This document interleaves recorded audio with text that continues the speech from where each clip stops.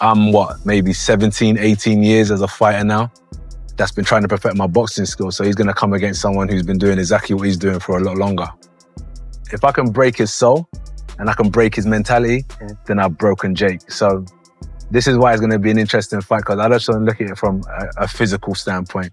I know the person that's in front of me, and I know that I got to break his soul.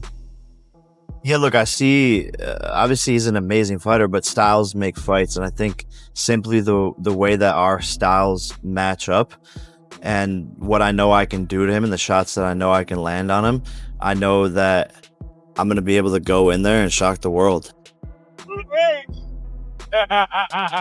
Don't let me down. Don't let me down. Say that it's your phone and beat me up. MMA. Friday. Block sticky, buddy. We're ready. Sticky. Ready to 50 cal. I got home. I got the box.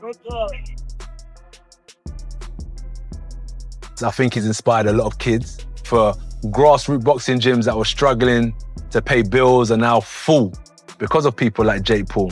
Right. And for women's boxing, he's done amazing. It's women's rights to stand up and fight for equal right, and Jake's a pioneer of that. So he's done well on those two fronts. Let's go. Whole card stack next Friday. Let's fucking get it. Whole card. Movies. Come on. Stop playing, people. Look at this. Great. Look at this. Come on. Perfect. Thanks, guys. And I'm proud of you. I don't dislike Jake Paul. I'm just a competitor, and we could talk about the fight, what he learned, what I learned. And as I said, and I stand in it, I think there's room for us to do some good business because we're crossing over from USA to the UK. We're here to take over, not take part. And I have to go in there, stomp all over him, inflict pain, and land that right hand that he says is my only weapon.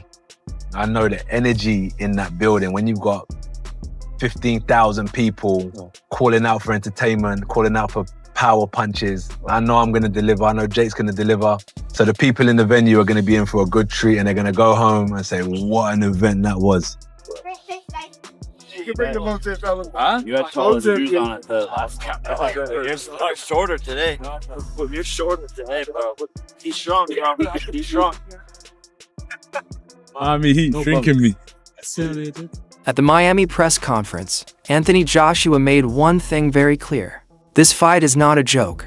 He shut down the showmanship and treated Jake Paul like a real professional opponent, framing their December fight as a serious test inside the ring. Game goes? Yeah, if I'm going to be honest, I'm going to break his face. I'm going to break his body up.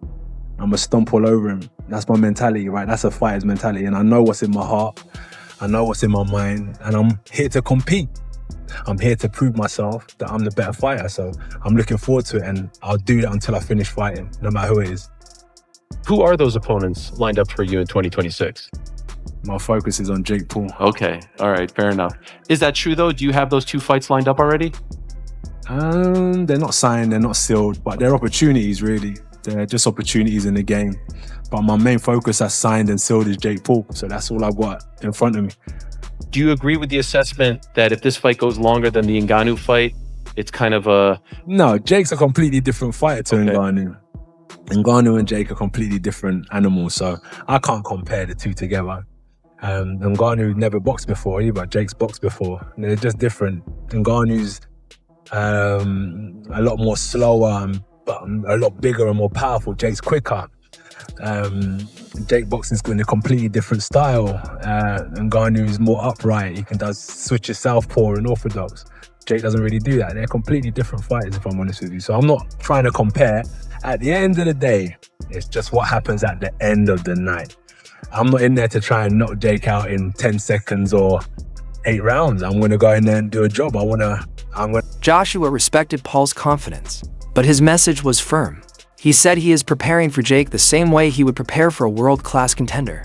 A disciplined training camp, sharp fundamentals, and a clear plan to apply pressure, break him down, and control the fight. I'm going in there, I can fight free.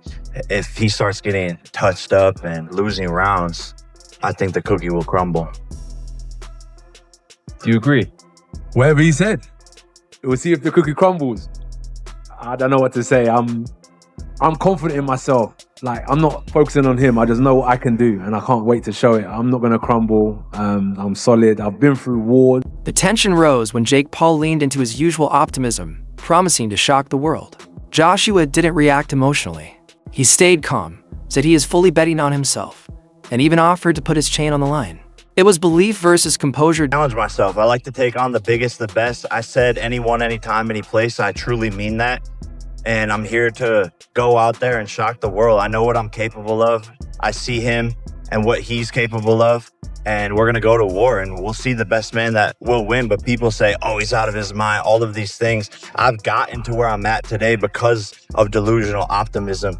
And so it's delusion until it's not, because look at where we're sitting today. No one ever thought that this would be possible, that we would be here when I first started boxing. And no one thinks I'm going to win. So join the list and be ready. Joshua spoke about the real dangers of heavyweight boxing: power, focus, no mistakes. He described the fight as a clash between popularity and elite skill. And while he respected Paul's boldness, the warning was clear. If Jake cannot handle sustained pressure, the consequences will be real, physically, mentally. I don't know nothing, but one person would do what Jake is doing. That's it. And I'm talking about the weight difference. For him being, well, like I said, 215 and Joshua being 250, there was differences. I don't know no other person that done that but me that a fight that. I fight got 20, 30, 40, 50 pounds heavier than me. You know what I mean? But if it's not scripted, then do you think it's dangerous? It's dangerous no matter what. Press conference but settled. Deontay Wilder added a serious layer of caution. He said the matchup almost feels unreal because of the size difference. Paul around 115 pounds. Joshua closer to 250 as an active former world champion. But Wilder stressed that once the bell rings, nothing is scripted. Boxing is dangerous for everyone. Wilder spoke from experience. He explained how fighters undergo MRIs and scans before every fight, because damage doesn't always show immediately. The head is not designed for repeated impact. His message was simple. This is not just entertainment. This fight carries real risks. It's dangerous. It's dangerous. And one thing for sure, my doctors have always told me, it's like the head, they say, Deontay, understand this. The head is not hit, you know, because I always get, CAT scans to the brain and stuff, right? And make the body right. And I always try to convince other fighters and stuff, go get MRIs, go get CAT scans, and go get all that, because your outside body may feel good. You may, I'm good, especially after a fight. The adrenaline rushes you along. You don't feel. But after this over with, maybe a week, a month, 11, you probably are developing something that can end your career. You just can't see it right now. You can't see it. You maybe can't feel it, but it's developing. And that's why I say, because the doctors always told me, and I learned to understand, the head is not meant to be hit. Your head's brain is not meant to be shook. Amir Khan echoed those concerns.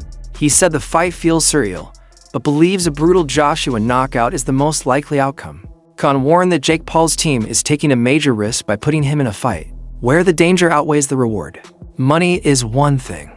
Health is another. WHY both men are doing it according to Khan. Joshua's motivation is clear. So quick, it's come so quick, fight has. But AJ by knockout, brutal knockout. Nakisa is making a big mistake putting Jake Paul in a fight like this because he's gonna want to see him get hurt. I mean, these guys are going for the money, where the life to boxing as well. Let's hope he comes out the ring in one piece. A massive payday in a fight that favors him on paper. Paul, on the other hand, is chasing influence, attention, and respect from the boxing world. But Khan made it clear, he does not believe Paul has the power or skill to truly threaten Joshua. Khan summed it up perfectly. This fight shows how crossover boxing brings huge attention, but also raises serious questions about safety, balance, and how far the sport should go for spectacle. That's where Eddie Hearn stepped in. AJ, I do the same thing, because in the day, you're fighting a YouTuber, and why not? I mean, getting paid millions and millions. And why is Jake doing? Jake's just doing it for get the boxing audience. But look, who knows? I mean, anything can happen in boxing. One punch can change the fight, but I just don't think he has that one punch to change the fight. It's just does Jake. He warned that sparring cannot prepare someone for Joshua's level of power. In his words, Jake's best chance is avoiding a clean shot, because once Joshua lands, the fight ends fast. This isn't hype anymore. This is risk. This is consequence. And once that bell rings, reality takes over. What do you think? Is Jake Paul taking the biggest risk of his career, or can he survive the storm? Drop your thoughts in the comments. Like, share, and subscribe. We'll see you in the next one.